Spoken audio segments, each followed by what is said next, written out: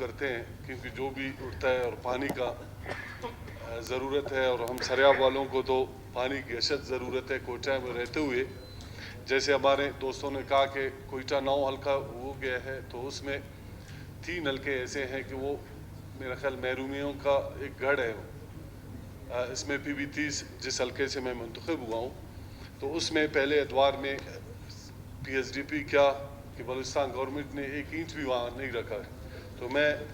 जनाब CM साहब और आपकी तवज्जुह से खुसूसन अपने हल्के PB30 को अपनी तरजीहात में शामिल कर हमें और हमारे इलाका सरियाब को एक अच्छा सा पैकेज दे, जिसमें पानी सरफहरिस्त है। कोयटा में रहते हुए हमारे लोग टैंकर माफिया के ग़ुलाम बन चुके हैं। तो मैं पानी के हवाले से जो पिछले एतवार में 117 ट्यूबवेलें गवर्नमेंट ने लगाई,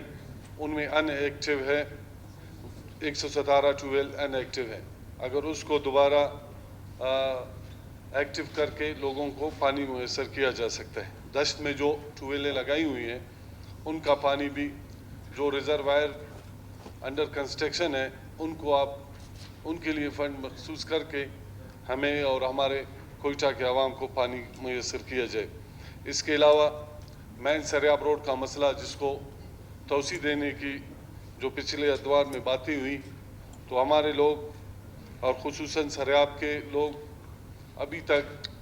उस जैंट रोड को तो तोसी किया जा रहा है, मगर सरियाब रोड के अवाम इस खौफ में मुब्तला है कि हमारे रोड को जब तोसी किया जाएगा तो ये हमारी सदियों की जो वहाँ आबादी है उसको नज़रअंदाज नहीं किया जाए। सुनने में आया है कि वहाँ पे एक ब्रिज बनाया जा रहा है और उस ब्रिज को कहाँ से कहाँ तक ले जाया जा रहा है, उसको भी हमारे इस ऐवान में टेबल करें। इसके अलावा कोयटा में होते हुए सफाई का ऐसा निज़ाम है कि मंजूर नज़र इलाकों को तो सफाई किया जाता है, मगर जो हमारे मेन इंटरेस्ट है सरियाब, उसको हमेशा जैसे पानी जैसे नेमत वहाँ लोग महरूम है, ऐसे सफाई जैसे नेमत से भी हम महरूम हैं। तो खुसूसन सरियाब के लिए सफाई का एक ऐसा निज़ाम या जो मशीनरी पिछले दिनों उसकी मिनिस्ट्री ने उनका इफ्तिदा किया, उससे हमारे इलाकों को और उन इलाकों को जहाँ मेरा ख्याल 70 साल से वो ढेर पड़े हुए हैं, उनको उठाया नहीं गया है। इसके अलावा हमारे इलाके में हमारे जो यूनिवर्सिटीज़ हैं, कॉलेज हैं या हमारे पॉलिटेक्निक कॉलेज हैं, उन पर तवज्जो दी जाए ताकि हमारे वो टेक्निकल बच्चे और बच्चियाँ उनमें सही माने पे जो उनकी टेक्निकल प्रैक्टिस है, उन पर भी वो टीचर